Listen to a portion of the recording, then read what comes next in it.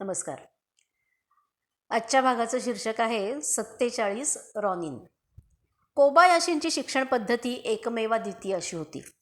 हे जरी खरं असलं तरी त्यांच्या विचारांवर युरोपीय आणि इतर परदेशी विचारांचा खूप प्रभाव होता.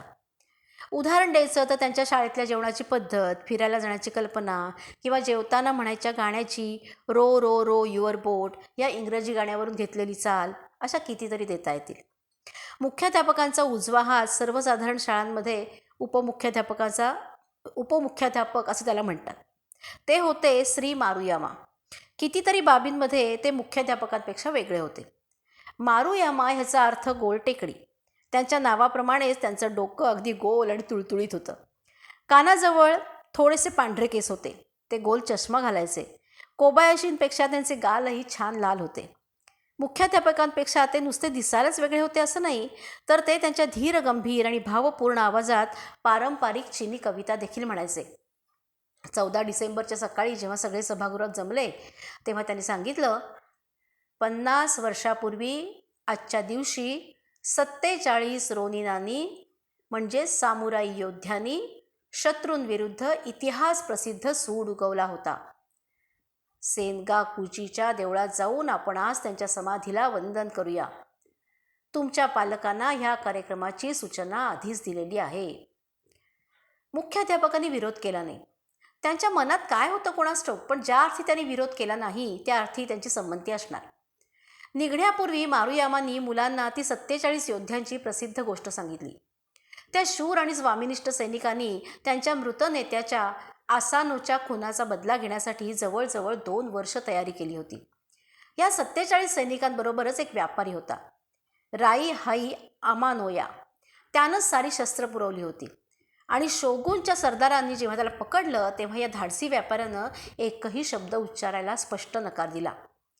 मुलांना गोष्टीतलं फारसं काही समजलं नाही, पण एक दिवस अभ्यासाला सुट्टी आणि कुहोनुबुत्सूच्या देवळापेक्षा लांब फिरायला जायचं आहे एवढंच कळलं. सहलीला गेल्यासारखं एकत्र जेवायचं ही कल्पना देखील त्यांना खुश करायला पुरेशी होती. मुख्याध्यापक आणि इतर शिक्षकांचा निरोप घेऊन सर्व 50 मुलं मारुयामांबरोबर निघाली. मुलं आपापसात नुकत्याच ऐकलेल्या गोष्टींबद्दल बोलत होती. पकडलं गेल्यावर राई हाई आमानोया कसं बोलला असेल ह्याची ते कल्पना करत होते. मी राई हाई आमानोया तुम्हाला काहीही सांगणार नाही असं तो म्हणाला असेल. सेनगाकुची 7 किलोमीटर दूर होतं, पण रस्त्यात फारशी वाहनं नव्हती. डिसेंबर महिना असल्याने आकाश निरभ्र होतं आणि मी राई हाई आमोनाया असं म्हणताना रस्ता कधी फारसा लांब वाटला नाही. सेनगाकुजीला पोचल्यावर मारुयामांनी प्रत्येकाला एक उदबत्ती आणि फुलं दिली. देऊळ कुहोनबुत्सूच्या देवळापेक्षा लहान होतं, पण तिथं ओळीनं बऱ्याच समाध्या होत्या. ही जागा पवित्र आहे ह्या विचारानं आणि 47 रोनिनांच्या स्मृतीनं तोतोचान अगदी भारावून गेली. समाधीवर उदबत्ती लावून आणि फुलं वाहून तिनं मारुयामांसारखा नमस्कार केला. सगळं वातावरण विलक्षण भारावलेलं होतं, निशब्द होतं. इतकी शांतता तोमोईच्या मुलांच्या सवयीची नव्हती. प्रत्येक समाधीपुढं लावलेल्या उदबत्तीतून धुरांची वलय निर्माण होत होती. त्यानंतर प्रत्येक वेळी उदबत्तीचा वास आला की मुलांना मारुयामाची आणि राहीयाही आमानोयाची आठवण यायची. शिवाय तो सुगंध त्यांना शांततेचा सुगंध वाटायचा.